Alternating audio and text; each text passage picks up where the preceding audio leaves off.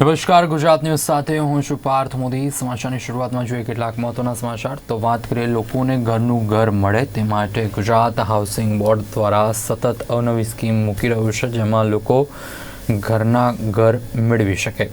પરંતુ આજે પણ કેટલાય લોકો એવા છે કે જે ઘરની છત મળી છે પરંતુ ઘર નામે થયું નથી। ત્યારે શું છે કારણો ઘર નામે ન થવા માટેના, અને કેટલા લોકો એવા છે કે જેમના માથે છત છે પરંતુ ઘરના દસ્તાવેજ થતા નથી? ઘરના દસ્તાવેજ માટે કયા એવા પ્રશ્નો તેમને સતાવી રહ્યા છે?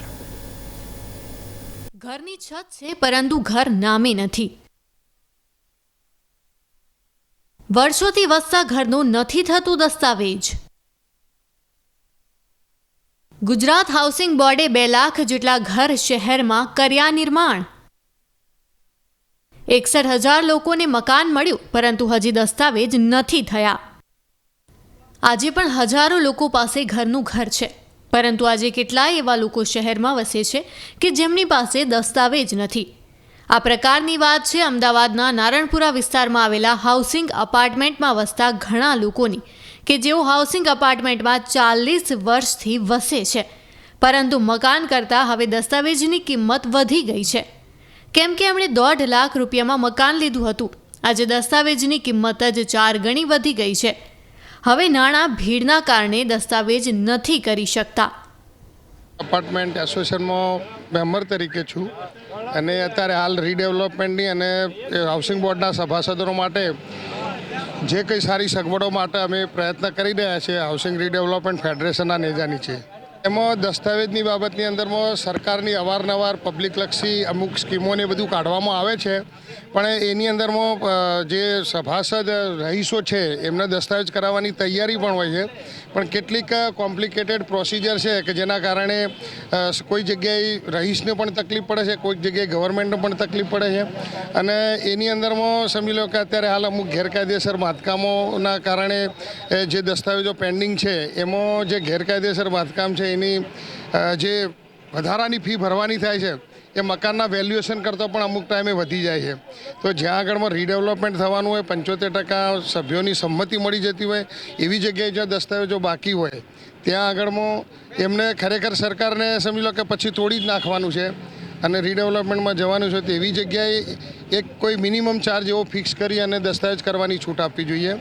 બીજી અમુક જગ્યાએ સમજી લો કે એવું છે કે ઘણા વખતે માણસ અવેલેબલ જ ન હોય। આજે મારી સોસાયટીની અંદરમાં એક મકાન એવું છે, એની અંદરમાં સરકાર તરફથી સમજી લો કે જે વધારાના ગેરકાયદેસર બાંધકામની જે ફી લેવાની વાત છે એની કોઈ એક ફિક્સ સ્ટ્રેટેજી કરવી જોઈએ।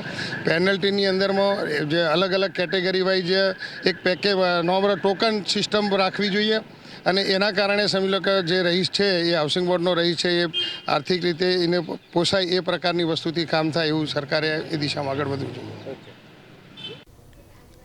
આવી જ વાત હાઉસિંગ અપાર્ટમેન્ટમાં વસતા અનેક લોકોની છે, જેઓ 25 વર્ષથી વસવાટ કરે છે।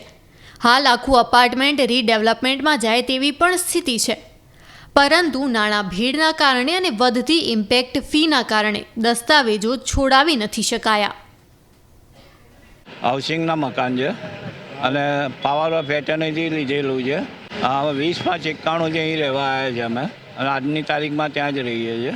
અગર દસ્તાવેજ કરવાનો હોય તો પણ બધા ખર્ચા, બધા વહીવટી ખર્ચ ને પાવર ઓફ એટર્ની ને બધું થઈને અત્યારે પેનલ્ટી ને બધું છે, અને અત્યારના સંજોગોમાં અત્યારે પોસાય એવું નથી, એવી પરિસ્થિતિ નથી કે અત્યારે દસ્તાવેજ બનાવી શકીએ। ઘર એ ટાઈમમાં અમે 20/5/91 લીધેલું, 2 લાખમાં લીધેલું। દસ્તાવેજમાં મારે પેનલ્ટીને બધું થઈને લગભગ 6-1 લાખ રૂપિયા જેવું આશરે ભરવાનું આવે છે। પરિસ્થિતિ એવી હતી એટલે આવક હતી નહીં, એટલે એ હિસાબે કરાયો નહોતો, પણ સરકાર જો યોગ્ય વળતર કંઈક કરતી હોય અને આમાં કંઈક રાહત કંઈક કરી આલે તો પછી અમે દસ્તાવેજ કરાવવા તૈયાર છે। બસ સરકાર કંઈક અમને મદદ કરે અને કંઈ રાહત પેકેજ એવું કંઈક કરે એમાં દસ્તાવેજમાં તો કરાવવા તૈયાર છે। હાઉસિંગના અને ઘર મારું પોતાનું જ છે। હું અહીંયા 30 વર્ષથી રહું છું। ના, દસ્તાવેજ મારો બાકી છે। દસ્તાવેજ નહીં કરવાનું કારણ એટલું જ છે કે ગવર્મેન્ટ જે વધારાના બાંધકામની ફીસ જે લે છે એ બહુ જ વધારે છે। સાથે સાથે જે વહીવટી ચાર્જ લે છે વર્ષે એ પણ બહુ વધારે છે। જો અમારા ફ્લેટ રીડેવલપમેન્ટમાં આજે 30-35 વર્ષ થઈ ગયા છે, સરકાર જો એને રીડેવલપમેન્ટમાં નાખી જ રહી છે તો સરકારને અને હાઉસિંગ બોર્ડને એવી વિનંતી છે કે જો એમાં વહીવટી ચાર્જ અને જે વધારાના બાંધકામના કોઈ ફિક્સ રકમ કરી નાખે કાં તો એને માફ કરી દે, તો જેનાથી વધારેમાં વધારે લોકો દસ્તાવેજ કરાવી શકે અને આ રીડેવલપમેન્ટની પ્રક્રિયા પણ કારણ કે જો તૂટવાના જ છે ઘર તો એના ઉપર ચાર્જ લઈને કોઈ ફાયદો નથી. અહીંયા 30 વર્ષથી તો ખરા 25-30 વર્ષથી મેં 25-30 વર્ષ પહેલાં ઘર લીધેલું હશે ત્યારે 1.5-2 લાખ રૂપિયાની આજુબાજુ ઘર હશે. અત્યારે જો વધારાના બાંધકામ સાથે જોવા જઈએ તો 4.5 થી 5 લાખ રૂપિયા જેવું તો મિનિમમ થાય જ છે. સરકાર પાસે અમે એ જ ઈચ્છીએ છીએ કે જે અત્યાર સુધીનું આપણે દસ્તાવેજ છે જે પહેલાંની જંત્રી પ્રમાણે જે લોકોના થયા છે એ નોમિનલ કોઈ પણ પેનલ્ટી ચાર્જ લગાડે એમાં ના નથી પાડતા અમે, કારણ કે આટલો દસ્તાવેજનું ઓલું થયું છે એમાં સરકારની સાથે જ છીએ અમે. પણ સાથે સાથે જો તમે રીડેવલપમેન્ટ કરીને તૂટી જ જવાનું છે, જે કોઈ વપરાશ કરી જ નથી શકવાનું, તો એની ઉપર અનઇવન ચાર્જિસ લઈને કામ વગરની પ્રજાને આપણે શું કે હેરાન કરીને કે એના ખીચા ખાલી કરીને એમાં સરકારને પણ કંઈ મળવાનું નથી કે હાઉસિંગને પણ કંઈ ફાયદો નથી થવાનો. હાલ મોંઘવારીના કારણે દસ્તાવેજો અટકી ગયા છે. તો શ્રદ્ધાદીપ અપાર્ટમેન્ટમાં 1994ની સાલમાં લોકોએ મકાન લીધું હતું. આખા અપાર્ટમેન્ટમાં 100 મકાનો છે, જેમાંથી માંડ 10 લોકો દસ્તાવેજ ધારક છે. બાકીના લોકો પાસે દસ્તાવેજ ન હોવાનું સ્થાનિક સોસાયટીના રહીશો કહી રહ્યા છે. હાલ અમદાવાદમાં ગુજરાત હાઉસિંગ બોર્ડ અંતર્ગત 300 જેટલી સ્કીમ નિર્માણ પામી છે, જેમાંથી 2 લાખ જેટલા મકાનોનું નિર્માણ કર્યું છે, જેમાં હજારો લોકો વસવાટ કરે છે. પરંતુ આજે પણ 60,000 જેટલા લોકોએ મકાનનો દસ્તાવેજ કરાવ્યો ન હોવાનું ગુજરાત હાઉસિંગ બોર્ડના અધિકારી પણ સ્વીકારે છે. દસ્તાવેજો મુખ્ય બાબતોમાં નાણાં ભીડ, વારસાઈના પ્રશ્નો તેમજ બાંધકામ તેમજ વધતા વહીવટી ચાર્જ તેમજ વધારાના બાંધકામના પ્રશ્નો મોખરે છે. આ પ્રશ્નો અંગે ગુજરાત હાઉસિંગ બોર્ડ દ્વારા અનેક રજૂઆતો છે, તેમજ સરકાર સમક્ષ પણ લોકો દસ્તાવેજ કરી શકે તે માટે કરીને ફિક્સ નિર્ધારિત માટે રજૂઆત કરી હોવાનું લોકો કહી રહ્યા છે. લોકોને પોતાના ઘરનું ઘર મળે તેના માટે ગુજરાત સરકાર અવનવી હાઉસિંગ બોર્ડની સ્કીમ લાવતી હોય છે, પરંતુ અમદાવાદનો નારણપુરા વિસ્તાર એવો છે કે જ્યાં હાઉસિંગના મકાનો છે તેવા કેટલાય મકાનો છે ને કેટલાય પરિવારો અહીંયા રહે છે, પરંતુ એમાંથી કેટલાક પરિવારો એવા છે ઘરમાં વર્ષોથી તો રહે છે, પરંતુ પોતાનું ઘર છે એ પોતાના નામે નથી કરી શકતા. ઘર છે તો ત્યાં ખાલી છત છે, પણ ઘરનો દસ્તાવેજ આ દિન સુધી થતો નથી. વર્ષો પહેલાં તેમણે ઘર લગભગ ખૂબ જ ઓછી કિંમતમાં લીધું હશે, પરંતુ આજે જો દસ્તાવેજ કરવા જાય છે તો ઘર કરતાંની વધારે કિંમતનો દસ્તાવેજ થાય છે, તેના કારણે દસ્તાવેજ કરી શકતા નથી. અને આપણી સાથે આ વિષય ઉપર જે ગુજરાત હાઉસિંગ બોર્ડના જે ફેડરેશનના એક સદસ્ય છે સંદીપભાઈ સાથે વાત કરીશું કે કયા પ્રકારની તકલીફો લોકોને આવી રહી છે, સરકાર પાસેથી આ લોકો શું ઈચ્છી રહ્યા છે, રીડેવલપમેન્ટ થાય તો રીડેવલપમેન્ટનો પરફોર્મા કેવો હોવો જોઈએ, અથવા તો ખાસ કરીને દસ્તાવેજ માટે કયા નિયમો છે એ એકદમ સરળ હોવા જોઈએ જેને કારણે લોકોને પોતાના ઘરનો દસ્તાવેજ પોતાના નામે થાય. સંદીપભાઈ, નારણપુરા વિસ્તારમાં છીએ, કેટલાય હાઉસિંગના મકાનો આવેલા છે, પરંતુ પ્રકાશમાં એવું આવે છે કે લોકો પોતાના ઘર નામે કરી નથી શકતા. એનું શું કારણ છે? એનું સૌથી મોટું કારણ છે કે હાઉસિંગ બોર્ડની અંદર મોટાભાગે મધ્યમ અને લઘુ વર્ગના લોકો રહેતા હોય છે, એટલે એમનું આર્થિક ધોરણ છે એ ખૂબ ધ્યાનમાં રાખવું જરૂરી છે. સરકારે આજથી 25-30 વર્ષ પહેલાં જ્યારે બી હાઉસિંગ બોર્ડની કોલોનીમાં મકાન બનાવીને આપ્યા ત્યારે કિંમત ઘણી ઓછી હતી, બરાબર, અને બધાને પોસાતું હતું. પણ એ સમયની પરિસ્થિતિને ધ્યાને રાખી દસ્તાવેજ કરવાના કોઈને રહી ગયા હોય એવા લોકો અત્યારે દસ્તાવેજ કરવા જાય તો જરૂરિયાતે આટલા વર્ષના પીરિયડમાં એમને મકાન થોડું ઘણું મોટું બનાવી દીધું હોય અને પછી એ દસ્તાવેજ કરવા જાય ત્યારે અત્યારે વર્ષ દીઠ જે વપરાશ ચાર્જ છે એ લગભગ પર યર 1,000 રૂપિયા છે. તો આજે 25-30 વર્ષ પછી જાય તો 25-30 હજાર રૂપિયા એ લાગે છે, તો એના કારણે દસ્તાવેજ કરવામાં તકલીફ પડે છે. બીજું એક વસ્તુ એ છે કે પાવર ઓફ એટર્નીથી ઘણા લોકોએ મિન દરમિયાન મકાનો ખરીદ્યા છે, તો પર પાવર ઓફ એટર્ની 20,000 રૂપિયા ચાર્જિસ લાગે છે. હવે 4 કે 5 ટ્રાન્ઝેક્શન વચ્ચે થયા હોય તો લાખેક રૂપિયા જેવી કોસ્ટ આવી વધી જતી હોય છે, જેના કારણે બી એક બર્ડન આવે છે મધ્યમ વર્ગના લોકો ઉપર, તો એ દસ્તાવેજ કરાવવા માટેથી પીછેહટ કરે છે. આ સાથે એ લોકોએ જરૂરિયાતે જે મકાન વધાર્યા હોય તો અત્યારે દસ્તાવેજ કરાવવા જાય તો મૂળ મકાનનો દસ્તાવેજ થાય, પણ વધારાના બાંધકામનો જે ગેરકાયદેસર છે એનો વપરાશ ચાર્જ લેવામાં આવે છે, અને એની કિંમત જે એમની મૂળ મકાનની કિંમત કે રિસેલમાં ખરીદેલી કિંમત એના કરતાં બી અનેક ગણી વધારે થઈ જતી હોય છે, જેના કારણે લોકો દસ્તાવેજ કરવા માટે તૈયાર થતા નથી કે ભાઈ 2 લાખના મકાનની કિંમત જે તે સમયે હતી, આજે એનો વપરાશ ચાર્જ અને વહીવટી ચાર્જ, પેનલ્ટી અને એ બધું થઈને લગભગ બીજા 5 લાખ કે 10 લાખ જેવી કિંમત નીકળે છે, અમુક જગ્યાએ તો 20 લાખ બી નીકળી જાય. તો આવા કેસમાં લોકો દસ્તાવેજ કરવા તૈયાર થતા નથી, તો એના કારણે ક્યાંક ને ક્યાંક રીડેવલપમેન્ટ પણ સફર કરે જ છે. સંદીપભાઈ, રીડેવલપમેન્ટની તો વાત થઈ, પરંતુ સ્ટેમ્પ ડ્યુટીને લઈને પણ એક જટિલ મુદ્દો બની રહ્યો છે હાઉસિંગ સોસાયટીઓમાં. એના વિશે શું કહેવું છે આપનું? સ્ટેમ્પ ડ્યુટીની અંદર એવું છે કે જે લોકો એકવાર દસ્તાવેજ કરી દીધા છે અને નવા એમને જે રીડેવલપમેન્ટ પછી નવા મકાન મળવાના છે, તો એની અંદર વધારાનો જે એરિયા મળે છે પોલિસીનો ભાગ છે, એટલે એ ફ્રી મળે છે અને કોઈ નાણાકીય વ્યવહાર ત્યાં એની અંદર થતો નથી ડેવલપર સાથે અને લાભાર્થી સાથે.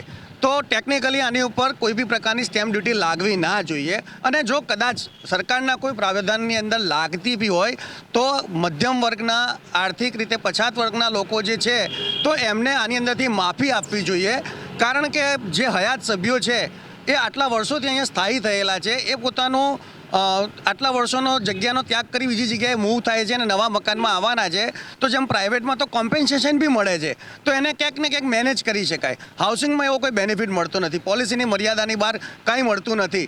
તો સરકારે, અમે ઓન બિહાફ ઓફ ફેડરેશન, અમે આખા ગુજરાતની પ્રજા વતી માગણી કરીએ છીએ કે આની અંદર સ્ટેમ્પ ડ્યુટી જે હયાત સભ્યો છે એને રીડેવલપમેન્ટમાં નવું મકાન મળે તો ત્યારે જે દસ્તાવેજ થાય છે એની અંદર સ્ટેમ્પ ડ્યુટીમાં સંપૂર્ણપણે માફી આપવી જોઈએ, જે અન્ય રાજ્યોમાં મળે છે. તો ગુજરાત સરકારે વિચારવું જોઈએ. હાઉસિંગના મકાનોમાં એક બીજો પણ મુદ્દો છે કે લોકો દબાણ બહુ કરતા હોય છે. 2 બેડરૂમનું મકાન હોય પરંતુ ગેલેરીમાં એક્સટેન્ડ કરીને એને 3 BHK કરી નાખ્યું હોય, તો એ વસ્તુમાં દસ્તાવેજની ગણતરી કઈ રીતે આપ ઈચ્છી રહ્યા છો, તો સરકારી રીતે કઈ રીતે આનો સોલ્યુશન લાવે? જો જે જગ્યાએ મકાન વધારે કરેલા છે અને દસ્તાવેજ કરવાની વિચારણા છે, તો ત્યાં આગળ પેનલ્ટી અને વહીવટી ચાર્જ બહુ જ મોટો હોય છે, એટલે એ લોકો વપરાશના કારણે ભરી શકતા નથી. હવે રીડેવલપમેન્ટની અંદર માની લો કે 30 વર્ષ જૂની આ 25 વર્ષ સોસાયટી રીડેવલપમેન્ટ આજે નહીં તો 2-5 વર્ષે જવાની જ છે. તો એઝ અ લેમેન પબ્લિકની સાયકોલોજી એ છે કે આ મકાન 5 વર્ષે તૂટવાનું જ છે, તો હું 25 લાખ શું કરવા ભરું? તો ખરેખર હવે સરકારે એવું કોઈ ફિક્સ એમાઉન્ટ લાવવી જોઈએ કેટેગરી વાઇઝ, LIG, MIG અને HIG કેટેગરીની અંદર, કે એક નાની ફિક્સ એમાઉન્ટ ભરી એમનો જે બી બાંધકામ છે એને લીગલાઇઝ નથી કરવું, પણ મૂળ મકાનનો દસ્તાવેજ કરી આપે, જેથી કરીને રીડેવલપમેન્ટમાં જે ટકાવારી છે એ ટકાવારી ધીરે ધીરે વધતી જાય. એટલે સરકારે એવું કોઈ પેકેજ લાવવું જોઈએ જેની અંદર સ્ટેમ્પ ડ્યુટી માફી આવી જોઈએ આવનારા દસ્તાવેજમાં, અને પર્ટિક્યુલર દસ્તાવેજ માટે જો વાત કરીએ તો એની અંદર વહીવટી વપરાશ ચાર્જ મિનિમમ કરી દેવો જોઈએ, ફિક્સ કરી દેવો જોઈએ. વધારાના બાંધકામનો વપરાશ ચાર્જ જે છે એ બી એકદમ લઘુત્તમ કરી દેવો જોઈએ અને ફિક્સ કરી દેવો જોઈએ. પાવર ઓફ પેટર્નની નંબર ઓફ હોય તો બી સિંગલ પાવર ઓફ પેટર્નની ગણી અને ફિક્સ ચાર્જ લઘુત્તમ કરી દેવો જોઈએ. જો આ બધી જ વસ્તુઓ મિનિમાઇઝ કરવામાં આવશે તો પબ્લિક દસ્તાવેજ કરવા માટે તૈયાર થશે, કારણ કે એમના ખીચાનું ભારણ ઘટી રહ્યું છે. અને કોરોના કાળ પછી બધાની પરિસ્થિતિ બહુ જ ખરાબ થઈ રહી છે. એ લોકો અત્યારે પરિસ્થિતિ એવી છે કે પૈસા ભરી શકે એમ નથી. સરકારની ગયા વર્ષની જે અત્યારે પોલિસી ચાલી રહી છે દસ્તાવેજ માટેના પેકેજ, એની અંદર બી નીરસતા દેખાઈ રહી છે. તો ક્યાંક ને ક્યાંક પ્રજા પાસે પૈસા નથી, હાઉસિંગના રહીશો પાસે પૈસા નથી, તો રીડેવલપમેન્ટને બૂસ્ટઅપ કરવું હોય, ભવિષ્યમાં ગતિમાન કરવું હોય અને મોટા પાયે રીડેવલપમેન્ટને સફળ કરવું હોય તો સારામાં સારું દસ્તાવેજનું પેકેજ પબ્લિક લક્ષી લાવવું જ પડશે. સંદીપભાઈ, એક છેલ્લો સવાલ કે સરકાર પાસે તમે એક લાઇનમાં શું માંગણી કરી રહ્યા છો? સરકાર પાસે અમે એક લાઇનમાં એવું માંગણી રહ્યા છે કે દસ્તાવેજનું ખૂબ જ સારું પેકેજ પબ્લિક લક્ષી ફિક્સ ચાર્જવાળું નાનું પેકેજ આવે અને સ્ટેમ્પ ડ્યુટીમાં માફી આવે. તો ચોક્કસથી આ હતા હાઉસિંગ ફેડરેશનના જે સદસ્ય છે કે કયા પ્રકારની મુશ્કેલીઓ થઈ રહી છે. લોકોને ઘર મળી ગયું છે, છત મળી ગયું છે, પરંતુ પોતાના નામે મકાન નથી કરી શકતા. આ તો એક હાઉસિંગ બોર્ડની સોસાયટીની વાત છે, પરંતુ આવી નારાયણપુરામાં કેટલી સોસાયટીઓ એવી છે હાઉસિંગમાં જેમાં અનેક લોકો છે કે જે પોતાનો દસ્તાવેજ કરી નથી શકતા, કેમ કે વર્ષો પહેલાં જેમ આપણે કીધું એમ ઓછા ભાવમાં લીધું અને અત્યારે દસ્તાવેજની કિંમત છે વધુમાં વધુ થઈ રહી છે. તો અત્યારે આ લોકો એક જ માંગણી કરી રહ્યા છે કે કોઈ સરકાર એવો સરળ નિયમ લાવે જેના કારણે અમને અમારું ઘર પાછું મળી જાય. કેમેરામેન ચંદ્રકાંત વોરા સાથે મહિદીપસિંહ રાઠોડ. આજે અમદાવાદના અનેક પરિવાર પાસે ઘરનું ઘર છે, પરંતુ દસ્તાવેજ ન હોવાના કારણે નામે નથી થઈ શક્યું, જેથી કચેરીના ધક્કા ખાવાની નોબત આવી છે. ત્યારે બાકી રહેલા દસ્તાવેજ મુદ્દે સરકાર નીતિ બનાવે તો ઘરના ઘરમાં વસતા લોકોને દસ્તાવેજ બની શકે અને શહેરીજનોને મારું ઘર છે તેમ તેઓ કહી શકે.